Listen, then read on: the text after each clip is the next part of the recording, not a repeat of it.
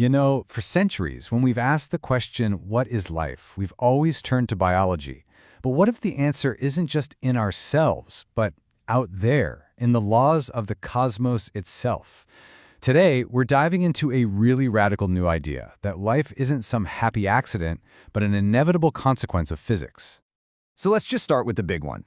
Is all of this, us, the trees, everything, is it just a lucky chemical fluke that happened on one tiny planet? Or is life something the universe is actually compelled to create? A process as fundamental as gravity? That is the core question we are going to try and unpack today. And the key to answering that question is right here in this incredible visual. Think of this as our map for the whole journey. It suggests that life is the result of what some call a cosmic thermodynamic imperative. Now, I know that sounds super complicated, but just stick with me. We are going to break down every single part of this map piece by piece. So here's our plan. First, we're going to redefine life as this epic cosmic tug of war. Then, we'll meet the two teams pulling the rope. The universe's natural drive for disorder, and on the other side, a powerful blueprint for order. Then we'll see how life cleverly plays both sides, becoming what's called a great dissipator. And finally, how this whole process leads to the absolutely stunning complexity we see all around us. Okay, so let's start by just reframing our whole way of thinking. Instead of seeing life as a thing, let's try to see it as a process born from this fundamental conflict. You could even call it a cosmic dance between two totally opposite forces. So on one side, you've got entropy. This is the universe's relentless, unstoppable push towards disorder, towards chaos, and the spreading out of energy. And on the other side, you have information. This is the force of order, of structure. It's the blueprint that allows complex things to be built in the first place. And life, as we're about to see, exists right in the thick of this battle.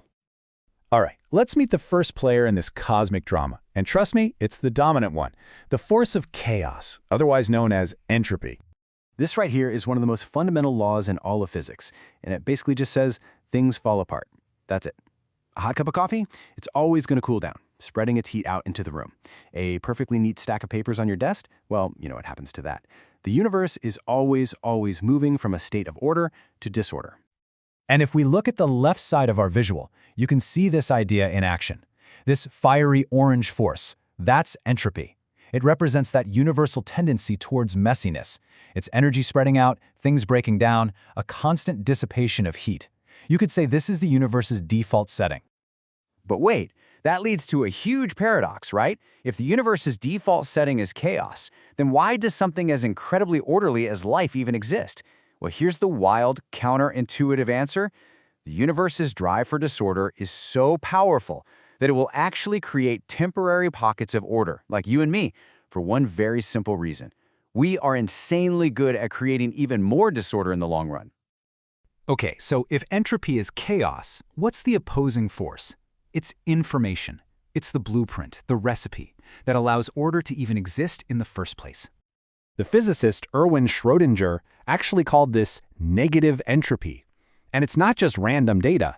It is the specific set of instructions you need to build something complex.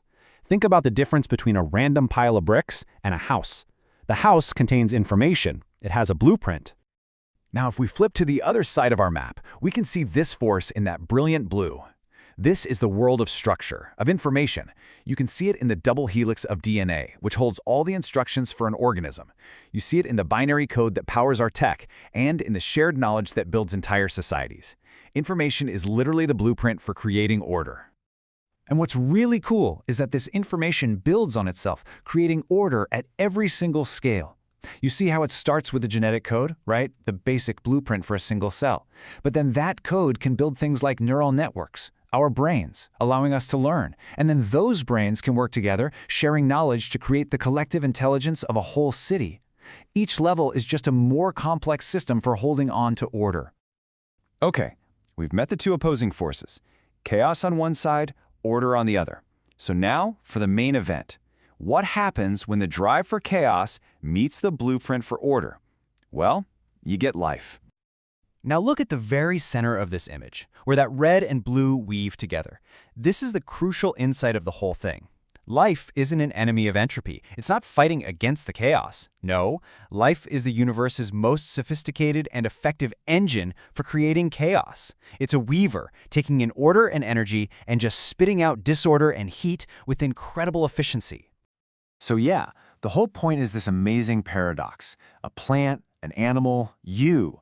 You are a highly ordered, low-entropy system on the inside, but you only maintain that internal order by taking in high-quality energy, like sunlight or food, and dissipating it as low-quality, disordered heat. You actually make the universe messier, and you do it faster than if you didn't exist at all.